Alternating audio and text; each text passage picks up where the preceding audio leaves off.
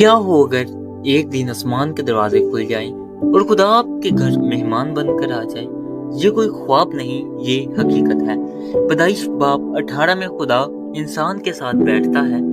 یہ باب ہمیں ایک ایسے لمحے میں لے جاتا ہے جہاں ایمان کا امتحان، وعدے کی تکمیل اور شفاعت کی طاقت ایک ساتھ ملتی ہے۔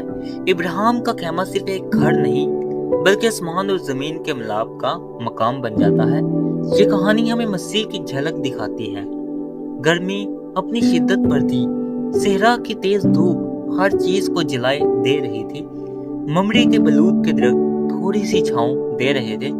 ابراہیم جو اب 99 برس کا ہو چکا تھا، اپنے خیمے کے دروازے پر بیٹھا تھا۔ یہ اس کا معمول تھا کہ وہ مہمانوں کے آنے جانے کو دیکھے، کیونکہ اس کے زمانے میں مہمان نوازی زندگی کا سب سے بڑا فرض سمجھا جاتا تھا۔ اچانک اس نے آنکھ اٹھائی اور 3 آدمی کھڑے دیکھے۔ نہ وہ اٹھتے دکھائی دیے نہ چلتے، بس اچانک وہاں کھڑے تھے۔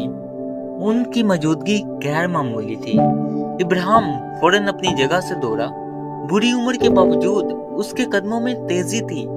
وہ زمین پر جھکا اور بولا، اے میرے خداوند، اگر میں نے تیرا حضور فضل پایا ہے تو اپنے خادم سے نہ گزر جانا۔ یہ اس کے دل کی گہرائی سے نکلی عاجزی تھی۔ وہ جان گیا تھا یہ عام مہمان نہیں ہے، یہ آسمانی ہستیاں تھیں، خود خدا اور اس کے 2 فرشتے۔ ابراہیم نے مہمانوں کو خیمے میں آنے کی دعوت دی، فوراً پانی لایا تاکہ ان کے پاؤں دھوئے جائیں۔ یہ اس وقت کی روایتی مہمان نوازی تھی۔ پھر وہ دوڑ کر خیمے کے اندر گیا اور سارا سے کہا، جلدی کر، 3 پیمانے عمدہ آٹا گوندھ اور روٹیاں تیار کر۔ خود ابراہیم مویشیوں کے پاس گیا، ایک نرم بچھڑا لیا اور نوکروں کو دیا کہ اسے فوراً پکا کر تیار کرے۔ اس کے بعد اس نے مکھن اور دودھ لیا، سب کچھ مہمانوں کے سامنے رکھا اور وہ درخت کے نیچے کھانے لگے۔ ابراہیم قریب کھڑا رہا، مہمانوں کے حکم کا انتظار کرتا رہا۔ یہ منظر عجیب تھا۔ خالق اپنی مخلوق کے دسترخوان پر بیٹھا تھا۔ کھانے کے بعد مہمانوں میں سے ایک نے پوچھا، تیری بیوی سارا کہاں ہے؟ ابراہیم نے کہا، وہ خیمے میں ہے۔ تب خداوند نے کہا، اگلے سال اسی وقت تیری بیوی سارا کے یہاں بیٹا ہوگا۔ سارا خیمے کے اندر سن رہی تھی۔ وہ اپنی حالت جانتی تھی، بوڑھی تھی اور مایوس سے۔ وہ دل ہی دل میں ہنس پڑی اور کہا، کیا اب جب میں بوڑھی ہو چکی ہوں کیا یہ ممکن ہے؟ لیکن خدا نے فرمایا، سارا کیوں ہنسی؟ کیا خدا کے لیے کوئی چیز ناممکن ہے؟ سارا گھبرا گئی اور انکار کیا کہ میں نہیں ہنسی، لیکن خدا نے کہا، نہیں، تم ہنسی ہے۔ یہ وعدہ اس لمحے مہر بند ہوا۔ وہ بیٹا جو بعد میں اسحاق کہلایا، یعنی ہنسی کا بیٹا، سارا کی ہنسی کو مایوسی سے خوشی میں بدلنے والا تھا۔ اس کے بعد مہمان اٹھے اور سدوم کی طرف روانہ ہونے لگے۔ ابراہیم انہیں رخصت کرنے ساتھ گیا۔ راستے میں خدا نے فرمایا، سدوم اور عمورہ کا گناہ بہت بڑھ گیا ہے، اس کی پکار عثمان تک پہنچ گئی ہے۔ یہ الفاظ انصاف کے آنے والے فیصلے کا اعلان تھے۔ جب خدا نے سدوم کے گناہ کا ذکر کیا تو ابراہیم کے دل پر بوجھ آ گیا۔ وہ جانتا تھا کہ وہاں اس کا بھتیجا لوط رہتا ہے۔ وہ ہمت کر کے خدا کے حضور کھڑا ہو گیا۔ اس کے لب کانپ رہے تھے مگر دل میں رحم کی آگ جل رہی تھی۔ اے خداوند، کیا تو راست باز کو شریر کے ساتھ ہلاک کرے گا؟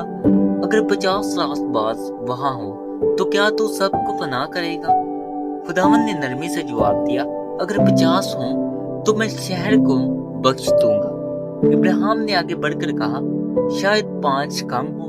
خدا نے کہا، میں 45 پر بھی ہلاک نہیں کروں گا۔ اس طرح ایک ایک کر کے اس نے تعداد گھٹائی، 40، 30، 20، یہاں تک کہ 10 پر آ گیا، اور خدا نے جواب دیا، اگر 10 بھی ہوں تو میں شہر کو بچا لوں گا۔ یہ مکالمہ صرف اعداد کی بات نہیں تھی، یہ خدا کے دل اور انسان کے دل کی کشمکش تھی۔ ابراہیم ایک شفیع کی طرح کھڑا ہوا، اور یہ منظر ہمیں مسیح کی صلیب کی یاد دلاتا ہے، جہاں یسوع مسیح نے کہا، اے باپ، انہیں معاف کر، کیونکہ یہ نہیں جانتے کہ کیا کرتے ہیں۔ ابراہیم کے خیمے پر خدا مہمان بن کر آیا، کھانا کھایا، وعدہ کیا اور انصاف کا اعلان کیا۔ سارا کی ہنسی مایوسی سے خوشی میں بدل گئی، اور ابراہیم کی دعا ہمیں مسیح کی محبت دکھاتی ہے۔ آج بھی خدا انسان کے قریب آتا ہے، وہ وعدہ کرتا ہے اور پورا کرتا ہے، وہ دعا سنتا ہے اور جواب دیتا ہے۔ ابراہیم کے خیمے پر خدا آیا، لیکن آج یسوع مسیح آپ کے دل کے دروازے پر کھڑا ہے۔ کیا آپ اسے پہچان کر اندر آنے دیں گے؟